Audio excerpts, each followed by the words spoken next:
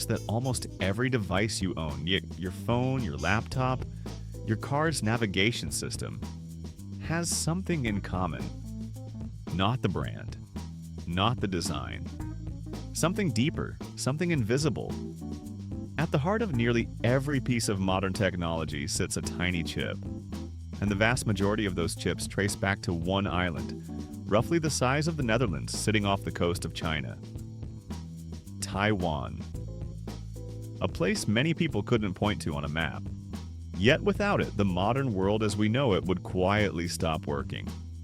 Let's explore how it really works, right here on Simply Understood.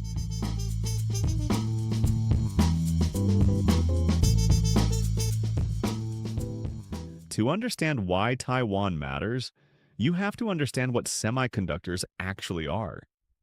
A semiconductor is a material, usually silicon, that can conduct electricity under certain conditions.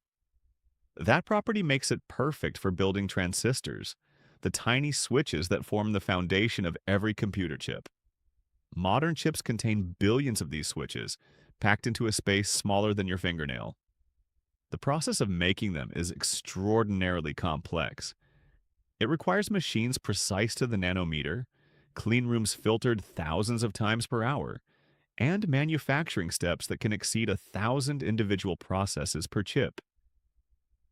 This is not something any company can simply decide to do. It takes decades of accumulated knowledge and enormous investment.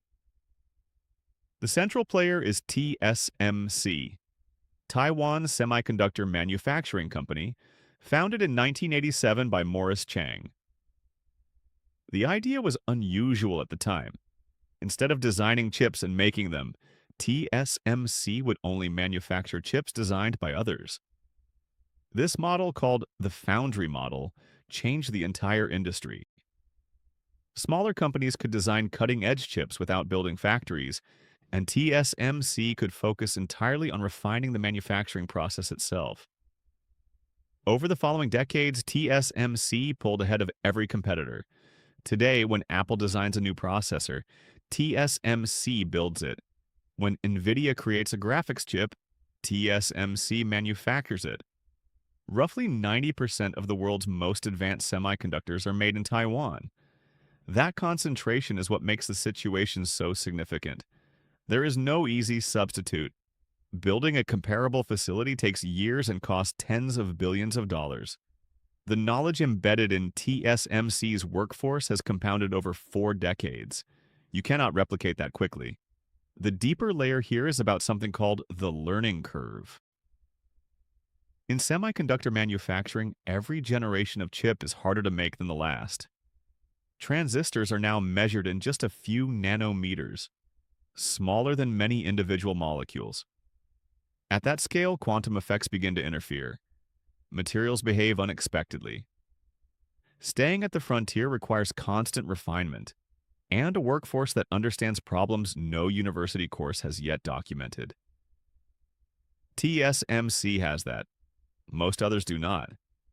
This has created what economists call a choke point, a single location where, if something goes wrong, everything downstream is affected. The chip shortage of 2020 and 2021 showed this clearly. When pandemic disruptions slowed production, car manufacturers halted assembly lines.